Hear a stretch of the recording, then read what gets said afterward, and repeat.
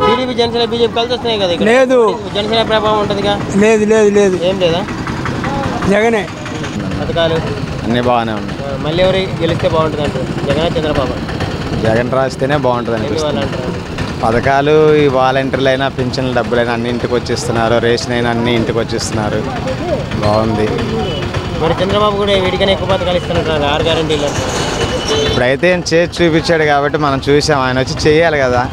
చేసినప్పుడు చూస్తే ఈసారి ఆయన కూడా బెటర్ అని చెప్పొచ్చు. ప్రెజెంట్ అయితే బెస్ట్. శివన్నే. ఎందుకని? ఎందువల్ల అంటారు? అంటే జగన్ చూసి చేస్తారు. శివన్న కూడా మంచోడు, శివన్న మంచోడు వ్యక్తిగతంగా. ప్రజలు తిరుగుతున్నా, బాగా తిరుగుతున్నా. శివన్నే 100% శివన్నే.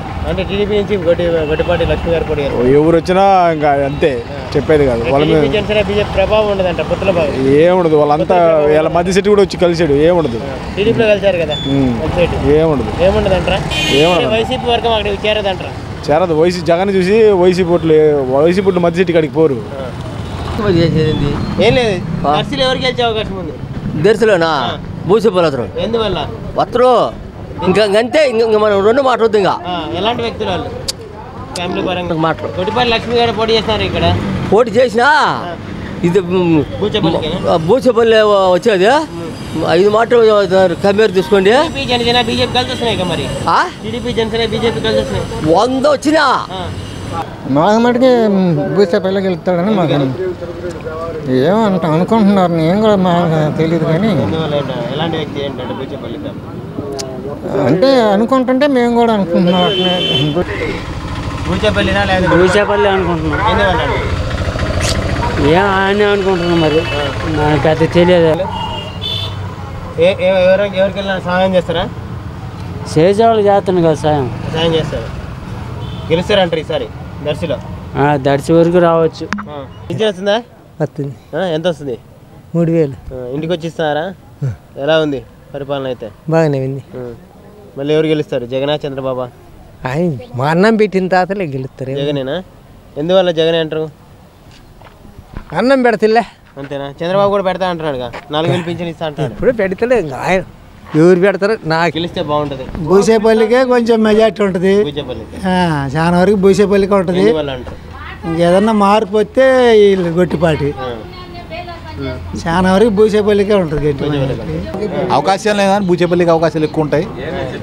తర్వాత ఎప్పుడు ఎట్లా ఉంటుంది, ఎప్పుడు ప్రస్తుతానికి మటుకు భూచేపల్లికి అవకాశం ఉంది.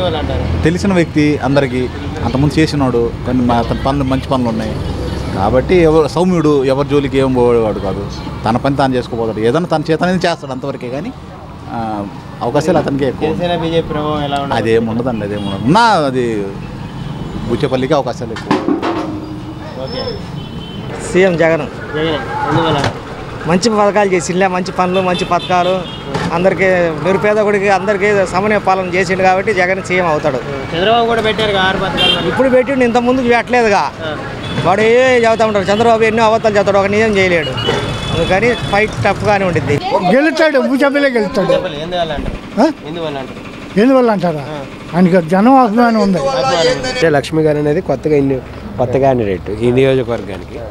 భూచేపల్లి అంటే ఆల్రెడీ ఒకసారి చేశారు కాబట్టి అవకాశం ఉండొచ్చు. లాస్ట్ టైం వాళ్ళ నాన్నగారు చేశారు, వాళ్ళ అమ్మగారు చేశారు, రాజకీయాల్లో ఉన్నారు. ప్రజెంట్ ఆయన ఉన్నారు కాబట్టి. మరి టీడీపీ జనసేన బీజేపీ భూచేపల్లినా లేకపోతే గొట్టిపాటిగా? మనం భూచేపల్లి అనుకుంటున్నాం. ఎందువల్ల? అది అభిమానం కొంచెం. మరి ఎవరు గెలిచే అవకాశం ఉంది? భూచేపల్లి. ఎందువల్ల? 30 ఏళ్ళతో గెలుస్తాడు. ఎందువల్ల? అంతే. అది గొట్టిపాటి లక్ష్మికి ఛాన్స్ లేదంటారా? ఛాన్స్ అస్సలు లేదు. 30 ఏళ్ళతో గెలుస్తాడు. అది మరి టీడీపీ జనసేన బీజేపీ కలిసి వస్తున్నాయి కదా, ఎన్ని కలిసి వచ్చినా కానీ వేస్ట్. అన్ని పథకాలు ఇస్తారా? జగన్ వస్తాడు, భూచేపల్లి వస్తాడు. భూచేపల్లి దేని వల్ల వస్తారు కదా. భూచేపల్లి ఎలాంటి వ్యక్తులు అంటారు? బాగా చేస్తారు.